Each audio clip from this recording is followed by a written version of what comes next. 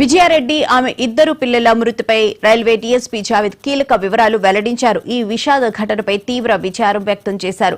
గత నెల 30వ తేదీ అర్ధరాత్రి విజయారెడ్డి తన ఇద్దరు పిల్లలతో కలిసి రైల్వే స్టేషన్ కు చేరుకున్నారని, అక్కడ కొంతసేపు అటు ఇటు తిరిగినట్లు గుర్తించామని తెలిపారు. వారి కారులోని పార్కింగ్ స్లిప్ వెనుక విజయారెడ్డి రాసిన సూసైడ్ నోట్ ను పోలీసులు స్వాధీనం చేసుకున్నారు. కేసును మరింత లోతుగా విచారిస్తున్నట్లు వెల్లడించారు. ఇక ఇదే అంశంపై మరింత సమాచారం రైల్వే డీఎస్పీ జావేద్తో మా ప్రతినిధి Durgesh face to face. Cherlapalli Ghatkesar railway station సమీపంలోనే ముగ్గురు ఆత్మహత్యకు పాల్పడేటువంటి పరిస్థితి మనం చూసి విషాదం చోటు చేసుకుంది. విజయరెడ్డి తనతో పాటు ఇద్దరు పిల్లలు, అమ్మాయి అబ్బాయి ఇద్దరిని తీసుకెళ్లి ఆత్మహత్యకు పాల్పడేటువంటి విషాదమైనటువంటి విధాంతం ఉన్నది. కానీ ఇదంతా కూడా జరిగింది అంటే కుటుంబ కలహాలతో జరిగిందా, మరి ఇంకేమైనా కోణంలో జరిగిందని దర్యాప్తు అయితే పోలీసులు చేస్తున్న పరిస్థితి. రైల్వే పోలీసులకి ఇంకా రైల్వే ట్రాక్ చనిపోవడంతో రైల్వే ట్రాక్ సంబంధించినటువంటి కూడా సమాచారం అయితే రైల్వే పోలీసులు వెళ్ళి ఘటనాస్థలం చేరుకొని మృతదేహాలు కూడా స్వాధీనం చేసుకొని పంచనామా చేసి పోస్టుమార్టం చేసి వాళ్ళ కుటుంబ సభ్యులకు అప్పగించింది. అసలు ఆత్మహత్యకు గల కారణాలు ఏంది, అలా దర్యాప్తులో ఎటువంటి చర్యలు తీసుకోబోతున్నది మరింత మాట్లాడి సమాచారాన్ని సేకరించేందుకు మనము రైల్వే డీఎస్పీతో మాట్లాడి తెలుసుకున్నాం. సార్ చెప్పండి సార్, ఇప్పుడు ఆల్రెడీ అమ్మాయి చనిపోయింది, ఇద్దరు పిల్లలతో చనిపోయింది, అసలు ఎందుకు చనిపోయిందంట ఏమన్నా మీకు ఉంది అసలు? అంటే ఇప్పటి వరకు అయితే మేము ఇన్వెస్టిగేషన్ ఎంక్వైరీస్ చేస్తున్నాం. స్పెసిఫిక్ రీజన్ అని వస్తలేవు మాకు. వాళ్ళు ఫ్యామిలీ మెంబర్స్ అంటే విజయారెడ్డి వాళ్ళ ఫ్యామిలీ దగ్గర నుంచి వాళ్ళ భర్త ఫ్యామిలీ మెంబర్స్ గురించి, లోకల్స్ ఉన్నారు వాళ్ళ గురించి, మళ్ళీ ఈమె విజయారెడ్డి టీమ్ లీడర్ ఎంఎన్సీలో వాళ్ళ మెంబర్స్తో కూడా మాట్లాడినాం. కానీ ఎలాంటి మాకు ఇన్ఫర్మేషన్ వస్తలేవు. ఆమె డిప్రెషన్లో ఉందా, లేకుంటే మెంటలీ ఏదైనా డిస్టర్బ్ ఉందా, అలాంటి ఏమి ఇన్ఫర్మేషన్ రాలేదు. ఎందుకు ఆమె అంత ఎక్స్ట్రీమ్ స్టెప్ తీసుకుంది, మేమే కూడా అది అలా డిస్క్రీట్ ఎంక్వైరీ చేసి విచారిస్తున్నాం. ఆమె ఇప్పుడు ఫోన్ అంటే మాకు వాళ్ళ వెహికల్ కార్లో సూసైడ్ నోట్ లాగే ఒక స్లిప్ దొరికింది. దాంట్లో ఆమె రాస్తుంది, మా సావుకి మేమే కారణం, ఎవరు రెస్పాన్సిబుల్ కాదు, నేను నా పిల్లల్ని ఒంటరిగా పెట్టను, నేనే నాతో పాటు తీసుకుపోతున్నా అని రాసింది ఆమె. అయితే ఇప్పుడు ఇంత చిన్నపిల్లలు అంటే మామూలుగా 4 years 5 years కాదు, వాళ్ళు intermediate first year second year చదువుతున్నారు, వాళ్ళకి ఉంటుంది నాలెడ్జ్ అని ఉంటుంది. కానీ ఆ పిల్లల్ని ఎట్లా ప్రేరేపించింది, అసలు ఎంత ప్రేరేపించి ఆత్మహత్యకు పాల్పడే ధైర్యం ఎట్లా వచ్చిందని మీరు భావిస్తారు? అది మనం చెప్పడానికి కష్టం. అది ఆమె ఎంత ధైర్యం వచ్చింది, ఎట్లా పిల్లల్ని కూడా కన్విన్స్ చేసింది అని.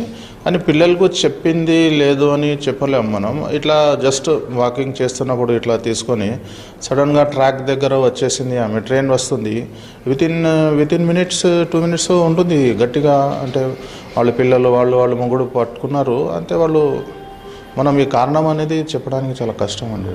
సార్ కంపెనీలో ఏమైనా ఒత్తిళ్ళు ఉన్నాయా, లేకుంటే ఏమన్నా హరాస్మెంట్ ఉందా అక్కడ, లైంగిక ఒత్తిళ్ళు కానివ్వండి, ఇంకా వేరే ఏమైనా కారణాలు ఉన్నాయి, కుటుంబ సమస్యలతో ఏమైనా ఆస్తులు కానివ్వండి, భార్యాభర్తల మధ్యలో, ఇంకా తన సురేందర్ రెడ్డి అని తన భర్త దుబాయ్లో ఉంటున్నాడు, అటు నుంచి ఏమైనా ఇబ్బందులకు గురవడంతో చనిపోయిందని ఏమైనా మీకు ప్రాథమిక దర్యాప్తులు ఏమైనా తెలియదు? కంప్లైంట్లో ఇలాంటి ఏం వాళ్ళు కంప్లైంట్ చేయలేదు. ఇట్లా ఏదో ఫ్యామిలీ ఇష్యూస్ ఉన్నాయా, లేకుంటే భార్యాభర్త మధ్యలో ఏదైనా ప్రాబ్లం ఉందా, ఇష్యూస్ ఉన్నాయా, పిల్లల గురించి ఏదైనా ఇష్యూస్ ఉన్నాయా, కంప్లైంట్లో అలాంటివి అయితే ఏం లేదు. మళ్ళీ మేము వాళ్ళకు స్టేట్మెంట్ అంటే వాళ్ళు అందరినీ విచారిస్తే కూడా ఎవరు కూడా రిలేటివ్స్, హస్బెండ్ సైడ్స్, ఈ డిసీజ్ సైడ్స్ కూడా వాళ్ళు కూడా ఇలాంటి ఇష్యూ అయితే ఏం రాలేదండి బయటికి. మీకు ప్రాథమికంగా సెల్ ఫోను, ల్యాప్టాప్, సిస్టమ్స్ అవన్నీ కూడా తీసుకుని చెప్తున్నాను సార్. అట్లా దాంట్లో ఇంకేమన్నా దొరికినాయి? అదేవిధంగా మళ్ళీ ఆఫీస్లో ఎంఎన్స్ కంపెనీలో పనిచేస్తాం కనుక అక్కడ ఆఫీస్లో ఎవరైనా సారీ మేడం ఇట్లాంటి తప్పు జరిగింది, నెక్స్ట్ మళ్ళీ భవిష్యత్తులో జరగదని చెప్పి వాళ్ళకు మెసేజ్ పెట్టారు కదా, దానిపైన కూడా ఎటువంటి ఎంక్వైరీ చేశారు సార్?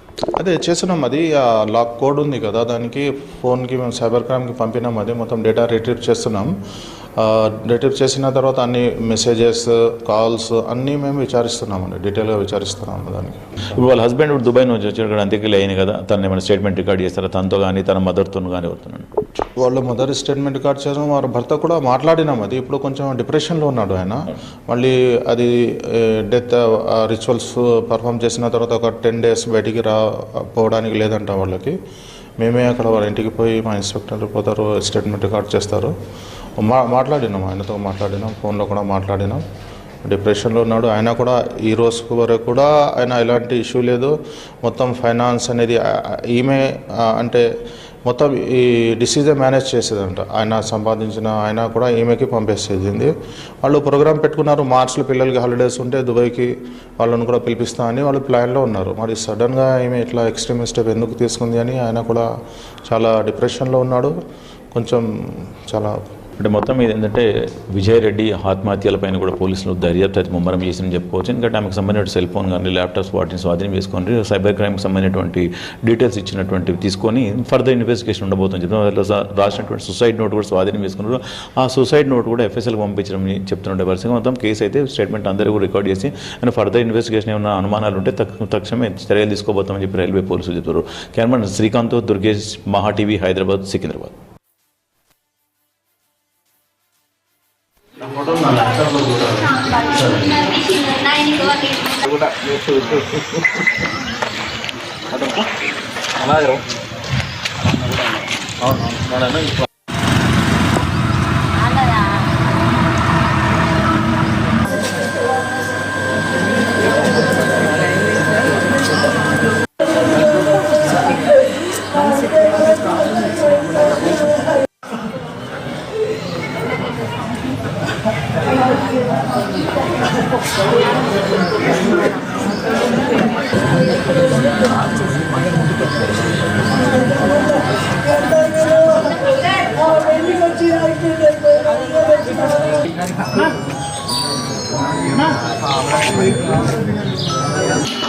అదే ఫోటో